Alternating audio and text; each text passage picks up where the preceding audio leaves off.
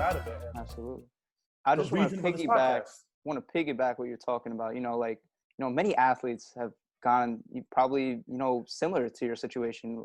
I can name a few. Derrick Rose tore his ACL, and everyone was like, it's over. His career's done. He's not the same player.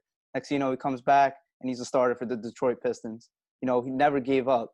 Another athlete was Kobe Bryant. He endured. RIP legend Kobe Bryant. Gone too soon, and RIP. Kobe endured a lot of pain in his career as well as injury, failure. Kobe airballed 4 crucial shots against the Utah Jazz in the '97 playoffs, and people were like, they just got a horrible rookie. Next thing you know, he becomes a 5-time champion and becomes a legend. So what I wanted to take from that was, and I wanted to ask Cam, this is a football, special. We got a star wide receiver. I had to represent Victor Cruz. Victor Cruz was an undrafted, wide receiver. Start off with the Jets, and, he became a stud, being a Super Bowl champion with the Giants. And I wanted to ask you, who inspired you as a young athlete, and you take into consideration his career? What a question. Brought it to yourself. Yes, sir. It's a hell of a question. That's one hell of a question. Yeah, it is. That is a crazy question. It could be basketball too. Anything, whatever motivates it.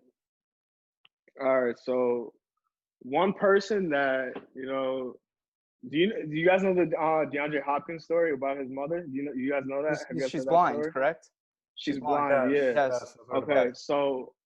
So every game, whenever he scores a touchdown, he brings that ball and gives it to his mother.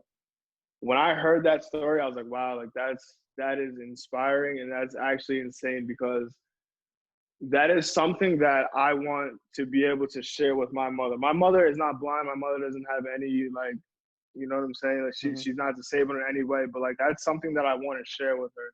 Deandre Hopkins, he's a great wide receiver. I look at him and I'm like, okay, like this is what I need to do. This is the level I need to play at, like to get to where he's at. But you know what I'm saying? Deandre Hopkins, been through a lot. He lost. I forget. Did he lose? I'm pretty sure his brother or something like that. He lost his brother or cousin, or I don't remember.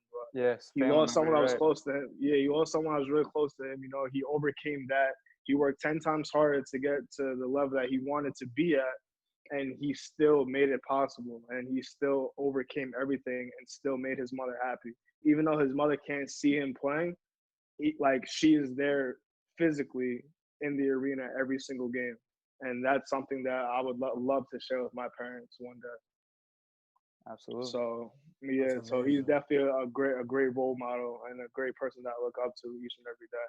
And even like Karl Anthony Towns, he lost his mother to Oh, she ended up dying. She ended up dying. She ended up dying, right? Yeah, she ended up dying. To the coronavirus. Oh my god.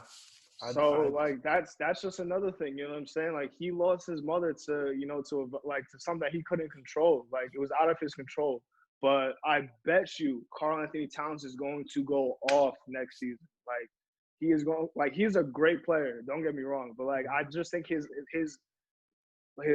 playing level is going to go up after this, like after everything gets resolved. Right. So those two players right there, I definitely look up to. It's inspiring. It motivates me, and I hate to read about stuff like that, but it's also like nice to hear that like they're still in the game, they're still playing, and they're still contributing. You know what I'm saying? Cam, tell me about how does it to kind of like